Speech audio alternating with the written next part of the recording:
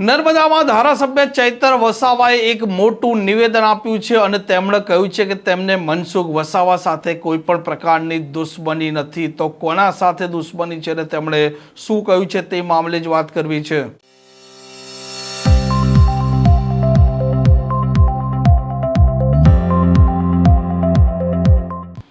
નમસ્કાર, આપ જોઈ રહ્યા છો હોટલાઇન ન્યૂઝ અને હું છું આપની સાથે તોફિક ગાંચી. નર્મદામાં જે પ્રકારે આમ આદમી પાર્ટીએ જિલ્લા પંચાયત કબજે કરીને ધારાસભ્ય ચૈતર વસાવા અને ભાજપના સાંસદ મનસુખ વસાવા એકબીજાના કટ્ટર હરીફ માનવામાં આવે છે, પરંતુ ધારાસભ્ય ચૈતર વસાવાએ સત્તા કબજે કર્યા બાદ જાહેરમાં તેમણે સ્વીકાર કરતા કહ્યું છે કે તેમને મનસુખ વસાવાના સાથે કોઈ પણ પ્રકારની દુશ્મની નથી. તેમના તો તે ગુરુ છે, ત્યાં સુધી તે બિટવીન ધ લાઇન કહી રહ્યા છે કે નર્મદા જિલ્લાના હરેક વ્યક્તિનું દુઃખ એ અમારું દુઃખ હશે, હરેક વ્યક્તિની પીડા એ અમારી પીડા છે.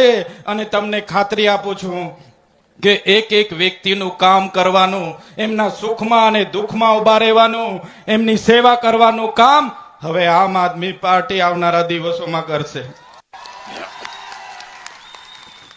સાથીઓ, હમણાં હું આવતો તો અહીંયા કોઈ મીડિયા વાળા ભાઈ હતા, એમણે પૂછી લીધું કે ચૈતરભાઈ, તમારી લડાઈ મનસુખભાઈ સાથે છે, મનસુખભાઈ સાથે છે. ત્યારે મીડિયા વાળાને મેં કીધું, ભાઈ અમારી લડાઈ કોઈ મનસુખભાઈ સાથે નથી. અમારી લડાઈ એ સરકાર સામે છે, જેમણે 3000ની પ્રતિમા બનાવી પણ અમારા ચાપડ ગામના રોડ ની બન્યા, જેમણે કરોડો રૂપિયાના પ્રોજેક્ટ બનાવ્યા, અમારા જૂના રાજગામનો રોડ ન બનાવ્યો, અમારા તુંબડાવાડીનો રોડ ન બનાવ્યો, આરોગ્યની સુવિધા ના મળી, શિક્ષણ ના મળ્યું, અમારા બાળકોને રોજગારી નહીં મળી. એની સામેની અમારી લડાઈ છે. અમારી લડાઈ કોઈ વ્યક્તિ સામે નથી. મનસુખભાઈની લડાઈ નથી અમારી સામે. મનસુખભાઈને તો પોતાના ગામનો રોડ નથી બનતો, એ પોતે સરકારને વિનંતી કરે છે, એ પોતે પત્ર લખે છે, બિચારા બને છે, બાપડા બને છે કે અહીંયા દારૂ વેચાય છે, અહીંયા જુગાર રમાય છે, સાહેબ બચાવો, અમને બચાવો. ત્યારે આ લડાઈ એ મનસુખભાઈ સાથે નથી, એમના સાહેબના સાહેબ જે ઢેડિયાપાડા આવ્યા હતા એમની સામેની અમારી લડાઈ છે. સાથીઓ, અમારું સપનું હતું, જો આ સરકારો આદિવાસીઓનો વિકાસ નહીં કરશે તો આદિવાસીઓનું સ્વશાસન લાવીશું. આજે મને કહેતા આનંદ થાય છે, જે રાજધાનીનું અમે સપનું જોઈને બેઠા હતા, એ કેવડિયા રાજધાનીમાં આજે આમ આદમી પાર્ટીની સરકાર અમે બનાવી છે. આવનારા દિવસોમાં ગુજરાતમાં અમારી સરકાર બનશે અને જરૂર જણાશે તો આવનારા ભવિષ્યમાં મહારાષ્ટ્ર, મધ્યપ્રદેશ, રાજસ્થાન અને ગુજરાતને જોડીને ભીલો માટે અલગ ભીલ પ્રદેશની પણ માંગ કરીશું.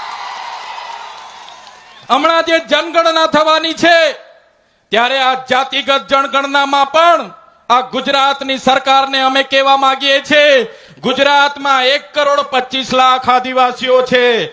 1,25,00,000 એટલે કે 15% આદિવાસીઓ છે.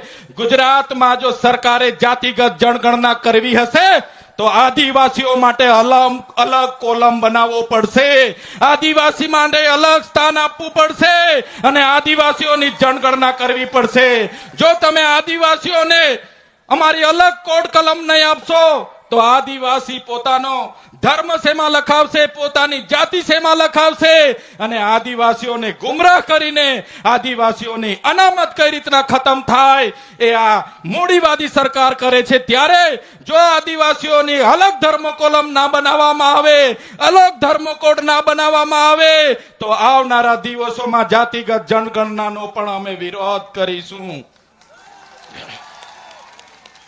અમારી લડાઈ આ ભારતીય જનતા પાર્ટીની વ્યવસ્થા સામે છે, જેમણે અમારા વિસ્તારોના યુવાનોને રોજગારી નથી આપી. એક બાજુ નર્મદા ડેમનું પાણી આખા કચ્છમાં લઈ જવામાં આવે, સૌરાષ્ટ્રમાં લઈ જવામાં આવે. આજે ઉકાઈ ડેમના લોકોને વળતર ના મળે, કરજણ ડેમના લોકો વિસ્થાપિતોને ન્યાય ના મળે.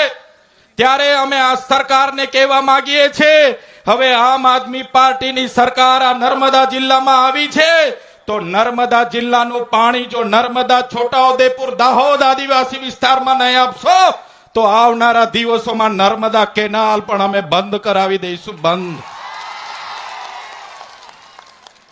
આ આદિવાસીની તાકાત છે કે નર્મદા જિલ્લા પંચાયતમાં સંપૂર્ણ બહુમતી આવી છે.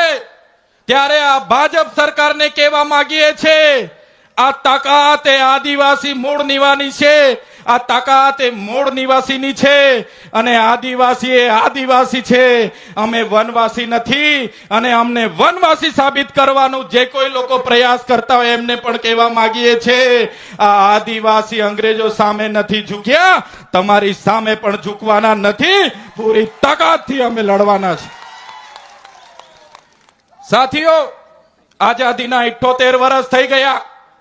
આજે શિક્ષણ નથી. આ જિલ્લામાં 12,333 બાળકો કુપોષણથી પીડાય છે. ત્યારે દુનિયાની સૌથી ઊંચી પ્રતિમા બનાવી એનો અમને વાંધો નથી. મોટા મોટા કોરિડોર બનાવ્યા એનો વાંધો નથી. પણ આ વિસ્તારમાં અનુસૂચિ 5 લાગુ નથી કરી.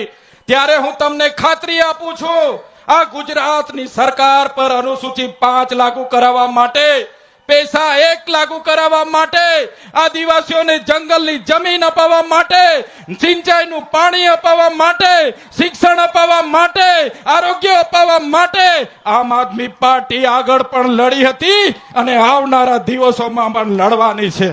આ પ્રકારના સમાચાર માટે હોટલાઇન ન્યૂઝ ચેનલને લાઇક, શેર અને સબસ્ક્રાઇબ કરવાનું ભૂલતા નહીં. નમસ્કાર. આવા પ્રકારના વિડીયો તમને જોવા ગમતા હોય તો હોટલાઇન ન્યૂઝ ચેનલને લાઇક, શેર અને સબસ્ક્રાઇબ કરો.